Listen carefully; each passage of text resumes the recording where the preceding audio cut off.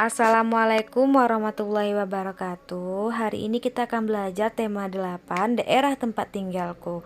Nah, kemarin kita belajar tema 7. Tema 7 kita sudah mengadakan UHA, sudah direview juga pembelajaran sebelumnya ya. Nah, kemarin UHA Ustazah periksa semuanya. Alhamdulillah, jazakumullahu khair. Masya Allah, nilai anti semuanya memuaskan. Ya, tetap ditingkatkan ya nak.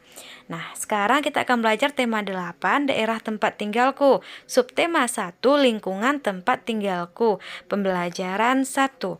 Tempat tinggal adalah tempat manusia menetap untuk berteduh dari keadaan alam, serta tempat melaksanakan hak dan kewajibannya dalam menjalani hidup.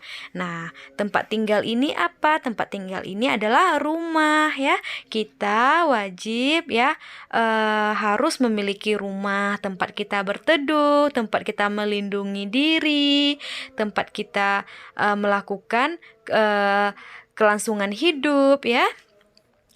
Nah, kemudian di sini ada teks fiksi beserta unsur-unsur pembentukannya. Nah, teks fiksi itu apa Ustazah? Teks fiksi adalah teks yang berisi rekaan atau khayalan yang tidak berdasarkan kenyataan. Ya, jadi untuk memudahkan anti mengingatnya, cerita fiksi ini sama dengan cerita khayalan ya, yang tidak nyata. Nah, di sini ada tokoh, tema, alur, amanat. Nah, ini silahkan dibaca ya. Nah, tokoh, pelaku cerita atau sesuatu yang mengalami peristiwa di dalam suatu cerita tersebut disebut tokoh. Kemudian tema itu adalah dasar cerita atau sesuatu yang menjadi pokok terbentuknya suatu cerita. Nah, kemudian ada alur. Alur itu adalah rangkaian peristiwa atau kejadian yang terdapat dalam suatu cerita. Kemudian ada latar. Latar ini yaitu keterangan yang menjelaskan keadaan dalam suatu cerita. Latar dalam teks fiksi terbagi menjadi 3, yaitu latar tempat, latar waktu, dan latar suasana. Nah, kemudian terakhir ada amanat. Amanat ini yaitu pesan yang terkandung dalam sebuah cerita tersebut. Nah, di dalam cerita fiksi terdapat tokoh, tema, alur, latar, amanat. Nah, kelima ini yaitu menyampaikan amanat dari cerita yang telah diceritakan tersebut. Nah, di dalam cerita khayalan itu banyak hal yang bisa kita pelajari dari kejadiannya ya, dengan latarnya, kemudian mengandung hikmah yang bisa kita petik dan pesan yang terkandung di dalam sebuah cerita fiksi tersebut juga memiliki makna. Kemudian selanjutnya, aku dan keluargaku berasal dari Jawa Barat. Di Jawa Barat terdapat banyak tempat wisata, di antaranya Telaga Warna. Apa kamu pernah mendengar cerita asal mula Telaga Warna? Nah, ayo kita cari tahu. Silahkan simak teks yang Ustazah sampaikan ini. Asal mula Telaga Warna. Dahulu kala di Jawa Barat ada raja dan permaisuri yang belum dikaruniai anak. Padahal mereka sudah bertahun-tahun menunggu. Akhirnya raja memutuskan untuk bertapa di hutan. Di hutan, raja terus berdoa kepada Yang Maha Kuasa. Raja meminta agar segera dikaruniai anak. Doa raja pun terkabul. Permaisuri melahirkan seorang bayi perempuan. Raja dan permaisuri sangat bahagia. Seluruh rakyat juga bersuka cita menyambut kelahiran putri raja. Raja dan permaisuri sangat menyayangi putrinya. Mereka juga sangat memanjakannya. Segala keinginan putrinya dituruti. Tak terasa putri raja telah tumbuh menjadi gadis yang cantik. Hari itu dia berulang tahun ke-17. Raja mengadakan pesta besar-besaran, semua rakyat diundang ke pesta. Raja dan permaisuri telah menyiapkan hadiah istimewa berupa kalung. Kalung terbuat dari untayan permata berwarna-warni. Saat pesta berlangsung, raja menyerahkan kalung itu. Kalung ini hadiah dari kami. Lihat, indah sekali bukan? Kau pasti menyukainya, kata raja. Raja bersiap mengalungkan kalung itu ke leher putrinya. Sungguh di luar dugaan, putri menolak mengenakan kalung itu. Aku tak suka kalung ini, ayah, tolak putri dengan kasar. Raja dan permaisuri terkejut. Kemudian permaisuri berusaha membujuk putrinya dengan lembut. Permaisuri mendekat dan hendak memakaikan kalung itu ke leher putrinya. Aku tidak mau, aku tidak suka kalung itu jelek, teriak putri sambil menepis tangan permaisuri. Tanpa sengaja kalung itu terjatuh. Permata-permatanya tercerai-berai di lantai. Permaisuri sangat sedih. Permaisuri terduduk dan menangis. Tangisan permaisuri menyayat hati. Seluruh rakyat yang hadir turut menangis. Mereka sedih melihat tingkah laku putri yang mereka sayangi. Tidak disangka air mata yang tumpah ke lantai berubah menjadi aliran air. Aliran air menghanyutkan permata-permata yang berserakan. Air tersebut mengalir keluar istana dan membentuk danau. Anehnya, air danau berwarna tersebut seperti warna-warna permata kalung putri. Kini danau itu dikenal dengan sebutan Telaga Warna. Nah, di sini ada pertanyaan. Nah, di sini sudah Ustazah jawab langsung. Ya, nanti perhatikan saja. Pertanyaan nomor 1. Siapa tokoh-tokoh yang terdapat dalam cerita tersebut? Yaitu ada raja, permaisuri, putri raja, dan rakyat. Nah, kedua, di mana raja melakukan pertapaan, yaitu di hutan. Yang ketiga, apa hadiah yang disiapkan raja dan permaisuri untuk ulang tahun putrinya, yaitu kalung dengan untayan permata warna-warni. Kemudian yang keempat, mengapa permaisuri bersedih dan menangis? Jawabannya, karena kalung pemberiannya ditolak mentah-mentah oleh putri dan tercerai-berai jatuh ke bawah. Yang kelima, bagaimana sifat putri dalam cerita tersebut? Nah, jawabannya tidak menghargai pemberian orang lain, sopan dan kasar. Nah, ceritakan kembali secara lisan dengan menyatukan tokoh-tokoh yang ada dalam cerita asal mula Telaga Warna. Nah, ini cerita asal mula Telaga Warna merupakan cerita fiksi. Cerita fiksi atau rekaan sengaja yang dikarang oleh pengarang. Cerita fiksi diolah berdasarkan pandangan, tafsiran, dan penilaian pengarang mengenai peristiwa baik yang pernah terjadi secara nyata maupun hanya dalam khayalan pengarang. Nah, cerita fiksi ini dapat dinikmati pembaca sebagai sarana hiburan ya. Nah, jadi Ustazah ingatkan kembali bahwa cerita fiksi itu cerita khayalan. Nah, nanti itu ada dua, ada cerita fiksi dan non-fiksi. Jadi ingat saja cerita fiksi itu cerita khayalan, sedangkan non-fiksi yaitu cerita yang nyata. Ya nak ya, diingat ya. Nah, kemudian cerita fiksi dan ciri-ciri cerita fiksi. Nah, kira-kira ciri-cirinya apa saja? Nah, sebelumnya kita belajar dulu cerita fiksi ini, yaitu bersifat khayalan dan tidak terjadi sebenarnya. Cerita fiksi dibuat sesuai dengan imajinasi dan kreativitas dari si penulis. Jadi cerita fiksi ini tidak nyata, hanya khayalan dari pengarang yang menulis cerita. Kemudian ciri-cirinya apa Ustazah? Ciri-cirinya yang pertama bersifat rekaan atau imajinasi dari pengarang. Kedua, memiliki kebenaran yang relatif dan tidak mutlak. Yang ketiga, tidak menggunakan sistematika penulisan yang baku.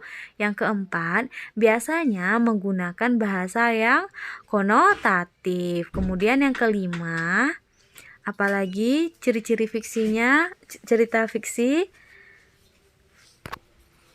yaitu mengandung pesan moral dan amanat tertentu.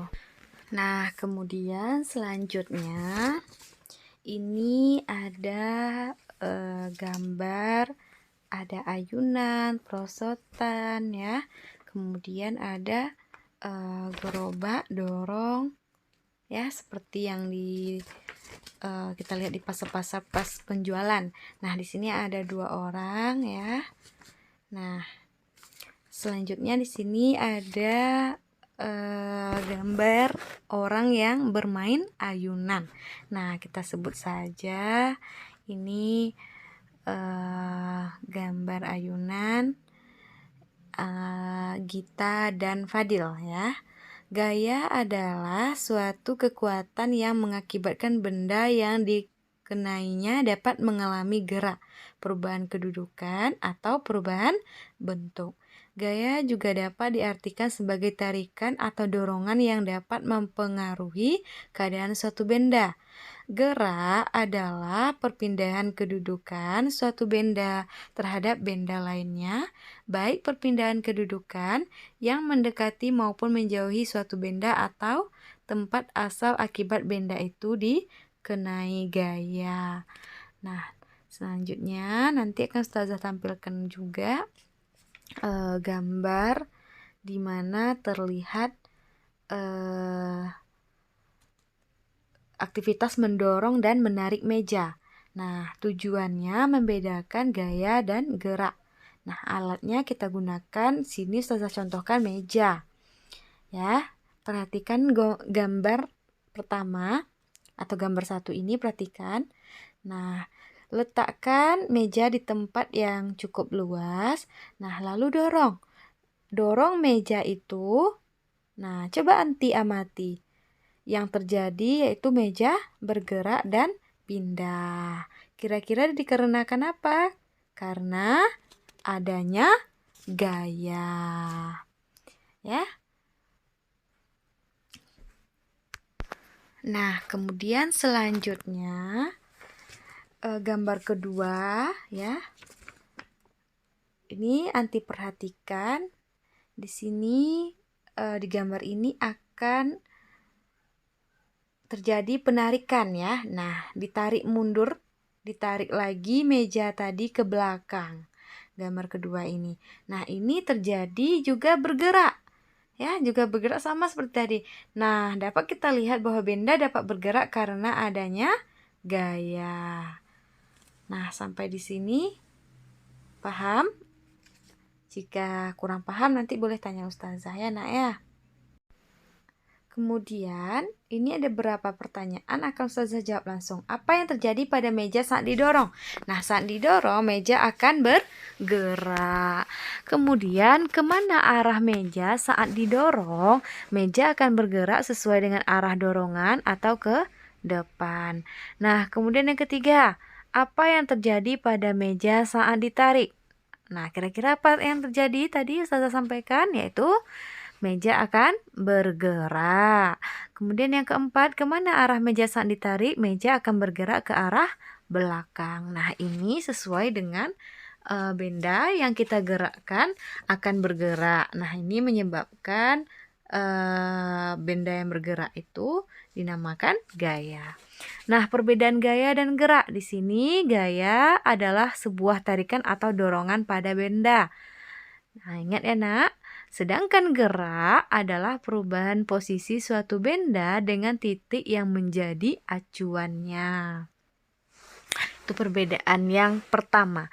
Yang kedua, gaya contohnya itu kita mendorong kursi, menarik meja, atau mendorong mobil. Nah, itu disebut gaya. Kalau bergerak atau gerak itu contohnya berlari, berenang, dan menendang. Nah, bisa dibayangkan kalau gerak itu berlari karena berenang dan menendang ya, karena kita langsung melakukan tanpa perantara benda. Nah, kemudian gaya. Yang ketiga memiliki beberapa macam, diantaranya gaya otot, gaya gesek, gaya magnet, gaya gravitasi, dan gaya listrik. Ini sudah kita pelajari kemarin di tema 7 sudah menyinggung. Nah, ini dipelajari lagi. Kemudian gerak sendiri memiliki 3 jenis, yaitu gerak lurus, gerak parabola, dan gerak melingkar. Itu jenis daripada macam-macam gaya dan macam-macam gerak ya. Silakan anti pahami yang Ustaz sampaikan ini ya, disimak ya nak ya videonya. Nah, ini ada soal latihan lagi, namun nggak usah dikerjakan ya, karena tadi sudah dijelaskan. Kemudian akan Ustazah jawab saja ya. Nah, ini sudah ada jawabannya. Silakan nanti baca saja jawaban dari pertanyaan yang ada di buku. Nah, ini adalah jawaban yang sudah Ustazah jawab. Nanti pahami, pelajari saja ya. Karena ini sebelumnya kita juga sudah pelajari bagaimana itu gaya ya. Nah, sekarang hanya tambah cerita fiksi dan non-fiksi. Nah, ini jawabannya, silahkan nanti baca sendiri. Pembelajaran kedua, di mana kamu tinggal? Apakah kamu mengenal lagu daerah di lingkungan tempat tinggalmu? Keluarga besarku berasal dari Papua. Di lingkungan tempat tinggalku ada beberapa lagu daerah yang terkenal.